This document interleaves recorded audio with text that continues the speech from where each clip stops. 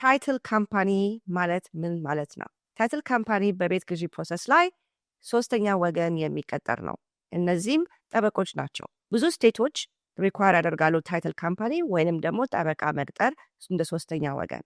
ታይትል ካምፓኒ ስራቸው በሙሉ ገንዘብ የሚባለው ነገር ፍራንክ የሚባለው ከቀብድ ጀምሮ ባንኩም የሚሰጣቸውን ገንዘብ ወደ እነሱ ነው የሚተላለፈው። ሁሉም ገንዘብ ፍራንክ በእነሱ ተላልፎ ነው የሚሄደው። ሁለተኛ ደግሞ የቤቱን ጤናማነቱን ታይትሉን ጤናማ መሆኑን ያጣሩልናል። ምንም አይነት ዕዳ እንዳልተያዘበት ንብረቱ ከሞርጌጅ ውጪ ሌላ ሰው ተያዥ እንዳላደረገው፣ ወራሽ እንደሌለው፣ ያልተከፈሉ ዕዳዎች እንደሌሉ እነዚህ ነገሮችን ያጣራል ማለት ነው።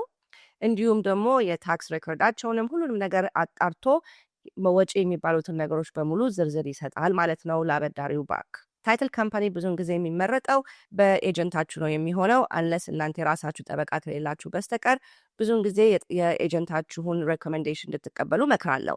ብዙውን ጊዜ ታይትል ካምፓኒም ደግሞ ኤጀንት በሚመርጥበት ጊዜ ሌሎችን ታይትል ካምፓኒዎች አወዳድሮ ዋጋቸውንም አይቶ ለእናንተ ጠቃሚ ነው የሚለውን ታይትል ካምፓኒ ነው የሚመርጥ። ስለዚህም ሆነ ስለሌላ ጥያቄ ካላችሁ ደውሉልን።